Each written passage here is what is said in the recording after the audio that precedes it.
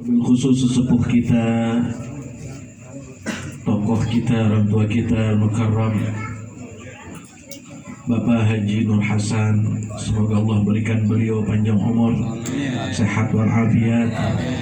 Juga Mukarram Al-Ustaz Nur Himan, semoga Allah berkahi beliau insyaallah. Ustaz Abdul Rahman, Ustaz Tajul, Ustaz Mahmudin, Ustaz Bustami, serta keluarga besar Bapak Suhendrik yang mudah-mudahan semuanya diberi keberkahan oleh Allah Ta'ala. Allah berikan sehat selalu, panjang umur. Semoga putranya yang bernama Muhammad Ihsan Khairuzami ditinggikan derajatnya di sisi Allah Subhanahu wa Ta'ala, menjadi tabungan untuk orang tuanya insyaallah, yang senantiasa orang tuanya ditinggikan derajatnya di sisi Allah Subhanahu wa Ta'ala. Yang hadir tempat ini semuanya bapak-bapak, para santri, para jamaah hadirin wal hadirat rahimakumullah. Alhamdulillah, kita bersyukur kepada Allah Subhanahu wa Ta'ala. Sungguh luar biasa kita berkumpul pada ini tempat dengan izin Allah Subhanahu wa Ta'ala. Allah pertemukan kita, ini adalah nikmat dan karunia yang besar. Allah kumpulkan kita di majelis ini karunia yang besar dari Allah Subhanahu wa Ta'ala. Siapa-siapa yang bisa datang ke tempat ini semuanya sudah catatan dari Allah Subhanahu wa Ta'ala. Sudah menjadi ketentuan dari Allah. Ada yang mau ikut hadir namun uzur, ada yang mendadak bisa datang. Ini semuanya adalah ketentuan dari Allah Subhanahu wa Ta'ala. Oleh karena itu mari kita minta kepada Allah keberkahan. Dari sisi apapun juga minta kepada Allah keberkahan. Sesuatu kalau diberi keberkahan oleh Allah, yang sedikit menjadi berkah itu jadi banyak. Berkah itu anugerah dari Allah Subhanahu wa Ta'ala. Nah, makanya kita kadang-kadang suka mau cari berkah. Betul begitu? Banyak kalau nggak diberkahi nggak bagus. Jadi di zaman Rasul Shallallahu Alaihi Wasallam ada banyak sahabat Nabi memperoleh keberkahan. Di antaranya adalah seorang sahabat yang melihat Nabi Muhammad ketika perang Khandaq saat itu. Nabi kelaparan. Tahu bahwa Nabi lapar, bukan Nabi ngomong-ngomong sama orang. Dia lihat ketika itu Nabi mengencangkan ikat pinggang Nabi, yang mana di dalamnya ada 3 batu. Nabi kalau 1 hari nggak makan, ini 1 batu. 2 hari 2 batu, 3 hari 3 batu. Ini sahabat melihat bahwasanya ini Nabi ada 3 batu, mengganjal perutnya, menandakan 3 hari Nabi nggak makan. Dia melihat, ya Allah, sedih banget Nabi nggak makan. Dia minta izin sama Nabi pulang ke Madinah, ke rumahnya. Ini Khandaq, ini pinggiran Madinah. Akhirnya dia pulang. Dia tanya sama istrinya, punya makanan nggak? Emang ada apa? Saya lihat Nabi di perutnya ada 3 batu, 3 hari Nabi nggak makan. Dibilang nggak banyak, ini ada makanan sedikit, gandum hanya beberapa, tak beberapa mud, ini mud setakarnya hanya beberapa mud, dan itu ada kambing kecil. Ya sudah, ini kita olahin, bikin makanan. Ya udah, kamu potong kambingnya, disembelih itu kambing. Ya, kemudian gandumnya ditumbuk, karena dulu pengen bikin adonan itu nggak mudah. Habis itu ya udah, saya mau bilang sama Nabi ya. Ya sudah, bilang sama Nabi, kata istrinya, ngomong apa adanya. Bilangin sama Nabi apa adanya. Maksudnya bagaimana? Kita punya kambing cuma kecil 1, kemudian juga ada gandum hanya beberapa mud. Ya sudah, akhirnya disampaikan kepada Nabi. Ya paling disuruh undang 2-3 orang lah, 2-3 orang agar diundang. Akhirnya dibisikin, ya Rasulullah, Saya mengundang engkau ya Rasulullah. Emang punya makanan apa? Ada kambing kecil ya Rasulullah, sama ada gandum beberapa mud saja, 1 mud atau 1 sok. Kalau 1 sok itu 4 mud. Bolehlah engkau datang, bawalah 2 atau 3 orang. Akhirnya kata Rasul Shallallahu Alaihi Wasallam malah bilang, ya masyarul Khandaq, wahai orang-orang yang ada di Khandaq, cepat kemari, siap-siap semuanya, kita diundang sama Jabir, Sayyidina Jabir. Dia ngundang kita, bikin undangan, mau makan-makan. Ya Rasulullah, saya udah bilang kambingnya cuma 1 ekor kecil, itu pun juga gandumnya cuma 1 sok. Sudah itu balik. Kita tenang, jangan diapa-apain sampai aku datang. Sekarang olahin aja dulu, ya, dipesiangin, tapi jangan dimasak sampai aku datang. Ya pergi, dia bilang sama istrinya, waduh celaka. Kenapa? Rasulullah ngundang semua orang yang ada di Khandaq. Emang kamu nggak bilang bahwasanya kita punya makanan sedikit? Ya bilang, kami kecil cuma sama ada gandum beberapa mud. Terus kata Rasulullah apa? Ya sudah, kamu pulang duluan, tenang, jangan diapa-apain, jangan dimatengin sebelum aku datang. Kata istrinya, kalau Rasul sudah ngomong kayak begitu, kita tenang. Akhirnya udah berangkat Rasul, ada rombongan sahabat ngikut semuanya, bukan 2 atau 3 orang yang diajak semuanya. Nabi gak enak juga, masa Nabi makan yang lain gak makan, betul nggak?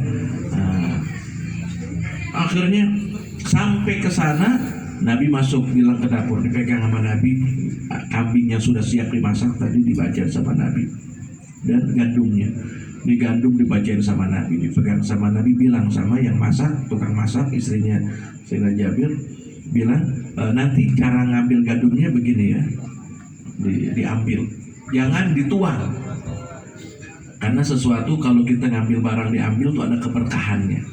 Kalau dituang ya habis.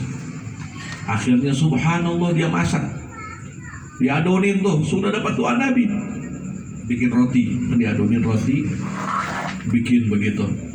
Jadi orang-orang dulu kan masaknya begitu, ada nama alatnya tanur. Tanur itu alat dari tembikar, itu buat manggang rotinya. Jadi adonan tinggal tempel, dibesarkan, itu matang. Kemudian dagingnya sudah siap. Kata Nabi masuk 10 orang, karena rumah Jabir nggak besar, kecil, itu dia punya rumah.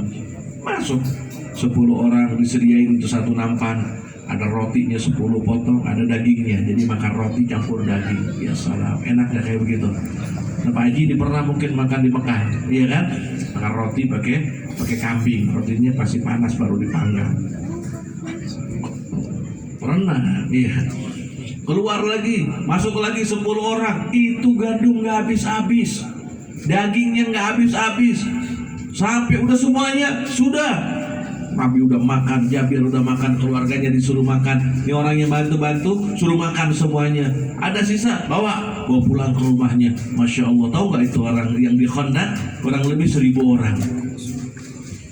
Belum yang orang-orang Madinah tadi yang perempuan ikut bantu-bantu. Itu semua karena keberkahan, sentuhan tangan baginda Nabi besar Muhammad Sallallahu Alaihi Wasallam. Sesuatu yang sedikit kalau mendapatkan keberkahan, maka akan menjadi cukup, akan menjadi banyak.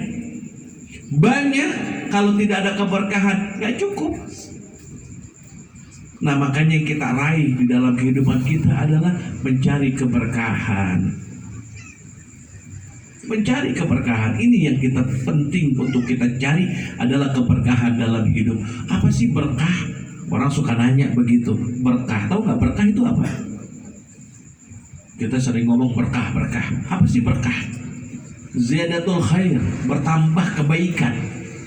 Nah, kita kalau berkah nih bukan hanya jasmani kita yang cukup, rohani kita cukup. Arti rohani cukup, tenang rohaninya, hidupnya makmur, bisa ibadah, bisa kumpul majelis ilmu. Ini kita pertemuan ini adalah perkumpulan majelis ilmu. Yang mana perkumpulan majelis ilmu hafathumul malaika. Malaikat mengitari kita berlapis-lapis sampai ke langit.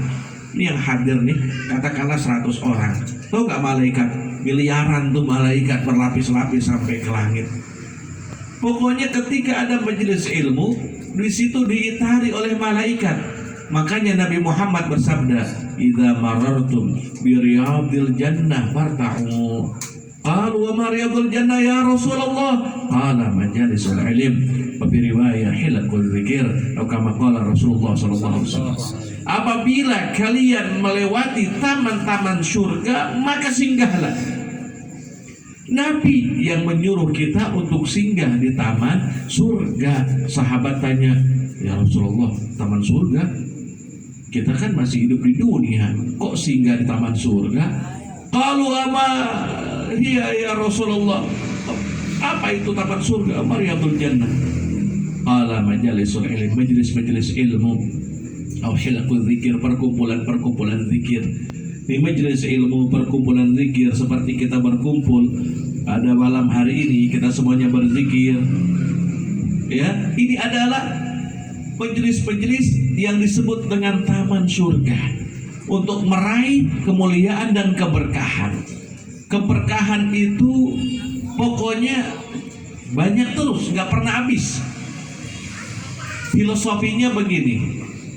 Tahu kambing nggak? Kambing. Tahu kambing, pernah lihat? Pernah lihat anak kambing banyak nggak kalau beranak? 1, 2, paling banyak 3. Betul. Tahu anjing? Pernah lihat? Anjing tuh kalau beranak banyak. Anaknya anjing sampai belasan.